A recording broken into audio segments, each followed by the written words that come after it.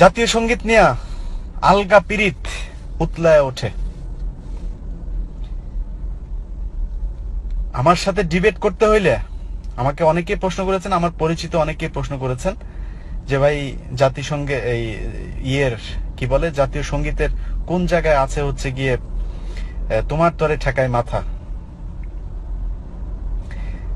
ভাই তোমার তরে তোমার কোলে ঠেকায়, তোমার চরণ তলে ঠেকায় মাথা, এই কথা তো আছেই। এর চাইতে জঘন্য কথা আছে এই জাতীয় সঙ্গীতের মধ্যে। বাংলাদেশের যে জাতীয় সঙ্গীত আপনারা শোনেন, আমাদের যে জাতীয় সঙ্গীত, আমি এগুলো জানতাম না। এগুলো কালকে আমি এগুলোর উপরে অনেক কিছু উইকিপিডিয়া থেকে শুরু করে গুগলে সার্চে অনেক কিছু পড়াশোনা করলাম এগুলোর উপরে নোবেলের কথার পরে। তখন দেখলাম হাই হাই, করছে কি এটা। চরণ তলে মাথা ঠেকানোর কথা বলা হয়েছে। পুরো জাতীয় সঙ্গীতের কাটছাট করে যে কয়টা লাইন এখানে আনা হয়েছে সেটা মূল লেখা না।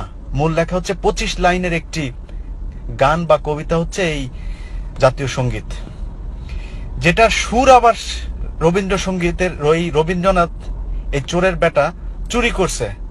গগন হরকরা নামে একজন ব্যক্তি, যিনি কিনা হচ্ছে আপনার এই লোকজ সঙ্গীতের একজন শিল্পী ছিলেন, গবেষক ছিলেন, তার সুর চুরি করে তারপরে আমাদেরকে এখানে দিচ্ছেন।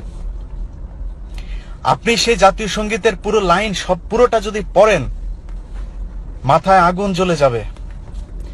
অত্যন্ত সুপরিকল্পিতভাবে বাংলাদেশের মুসলমানদেরকে এখানে শিরক বিদাত এসব করানো হচ্ছে। কিন্তু সেই ইতিহাস এখন আর কেউ পড়ে না। 1971-এর পর বদলে যায় সবকিছু। চরম মুসলিম বিদ্বেষী রবীন্দ্রনাথ এখন আমাদের প্রাণের কবি। দুর্গাকে উদ্দেশ্য করে যার লেখা কবিতাটাই এখন আমাদের জাতীয় সঙ্গীত। হিন্দুদের মা দুর্গাকে নিয়ে লেখা যে কীর্তনকে আমরা জাতীয় সঙ্গীত হিসাবে গেয়ে থাকি, সেটার মূল গান 25 লাইনের। 1905 সালে লেখা একটি গানকে হাস্যকরভাবে 1971 সালে স্বাধীন হওয়া একটি দেশের জাতীয় সঙ্গীতে স্বীকৃতি দেওয়া হয়। উইকিপিডিয়ার তথ্য অনুযায়ী যে গানের সুর আবার চুরি করা হয়েছিল গগন হরকরা নামের এক লোকসঙ্গীতের শিল্পীর গাওয়া গান থেকে। সেটা তো সমস্যা নেই, মূল সমস্যা হলো হিন্দুদের মা দুর্গাকে নিয়ে লেখা গানের বিশেষ যে কয়টি লাইন বাদ দেওয়া হয়েছে, সে লাইনগুলো পড়লেই সবার কাছে পরিষ্কার হয়ে যাবে এটা আসলে বাংলাদেশের জাতীয় সঙ্গীত নাকি আমাদেরকে দিয়ে কৌশলে মূর্তির গুণগান করানো হচ্ছে। যে বাংলাদেশের যে জাতীয় সঙ্গীত আছে সেটা পরিবর্তন করা উচিত। আমি জানি না এটার বাধ্যবাধকতা কি, তবে আমার হাতে যদি কোনো ক্ষমতা থাকতো বা হয়, আমি অবশ্যই এটা চেঞ্জ করব।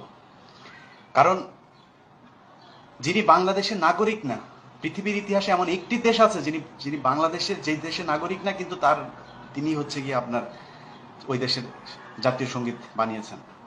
এটা হইতে পারে না। আরেকটা বিষয়, এই জাতীয় সঙ্গীতের মধ্যে বলা হচ্ছে যে তোমার তরে ঠেকায় মাথা, মুসলমান মাথা এক জায়গায় ঠেকায়।